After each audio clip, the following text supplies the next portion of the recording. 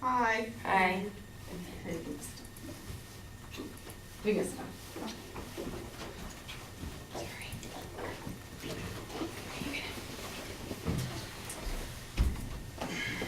Hi everybody, my name's Allison and this is my informative speech for Communications 220 and it's on antibiotic usage.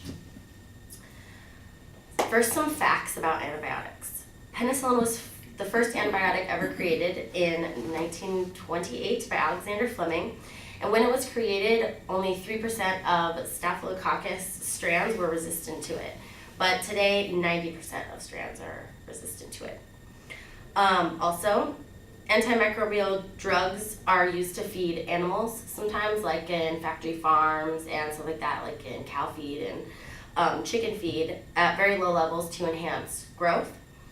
And this process selects drug-resistant microbes, which is why we get outbreaks of Salmonella and E. coli from our animals like that grow in farms. These are just some examples of harmful evolution of microorganisms.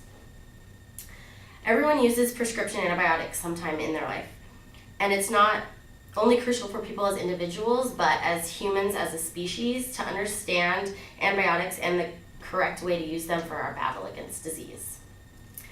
So, why is it so important to use antibiotics correctly? The correct usage is a simple preventative to prevent expensive and dangerous health problems. It can prevent stronger, like superbugs that we find from multiplying and creating more harmful diseases, which is why 3% of staph strains used to be resistant when penicillin first came out, and now 90% are, because we have superbugs and they grow. Antibiotics can be a lifesaver or a means to an end, depending on how we use them. So what is the correct usage? Make sure you have the right illness and the right antibiotic when you get sick. And also, antibiotics are not for viruses. So if you have a virus like a flu virus, don't take a antibiotic because it's not going to do anything for it. And it's just going to kill your normal flora in your body and create superbugs. So antibiotics were sort of a miracle when they were first created. It cured a lot of now what we think is simple illnesses that were wiping out huge amounts of people, like scarlet fever, polio, and other pandemics. For an example, during World War II, like my image, penicillin stopped a huge number of deaths of soldiers. So there was a huge difference in the deaths of soldiers from amputations and wound infections between World War I and World War II. It saved an estimated amount of 12 to 15% of lives, which is kind of a big deal. This graph shows the growth of resistance from 1940, around the time that penicillin became really common, to now, where we have superbugs like MRSA. And MRSA is a really common thing in the media right now because there's some forms of MRSA that aren't treated by any antibiotic because they get so out of control and they're given the wrong antibiotic and it creates superbugs in your body. And there's some that you only get in hospitals, the ones that can't be treated by any antibiotic, but they'll kill you if you get them because there's no cure.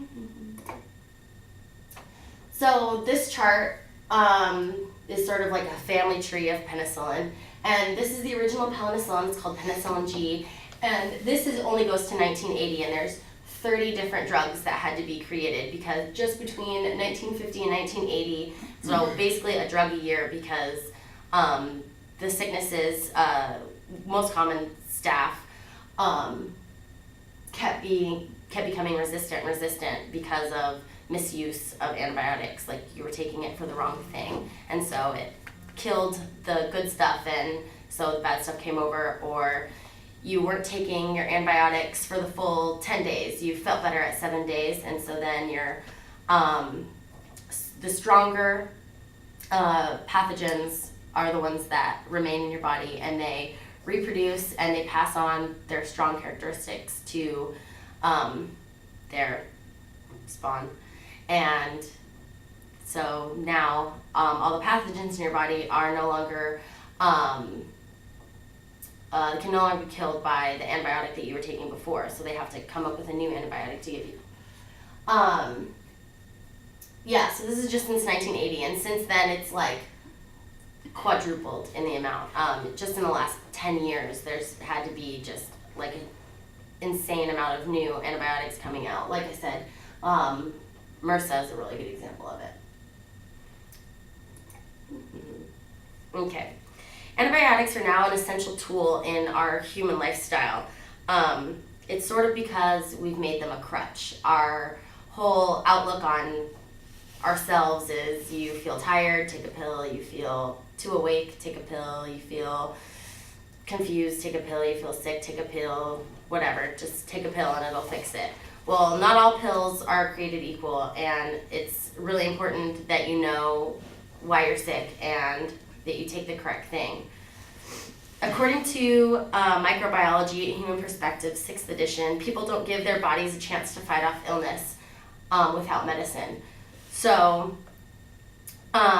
this compromises your normal immune system, and so your immune system doesn't get a chance to become strong. So if you're without a pill, you're kind of screwed because you've created a crutch out of these antibiotics. Doctors are also part of the problem. They overprescribe without being sure what exactly you are. They see a symptom and they just assume they know what it is, and it isn't necessarily what they think it is. And so they sort of do a trial and error with, oh, if you're not feeling better in a week, come back and I'll give you something else. Well, now they've just killed off your natural flora and kind of put you in a worse position than you were before. So, in conclusion, antibiotics have been a very useful tool for humanity. We're in a much better place now than we were without antibiotics. However, they can be very dangerous if they're not taken properly. It is also very important not to self-medicate. If misused, antibiotics have fatal consequences, but like I said, we're better now than we were before. Thank you. All right. That was, You gotta stop it. oh. Stop. Okay, Good flow. thanks.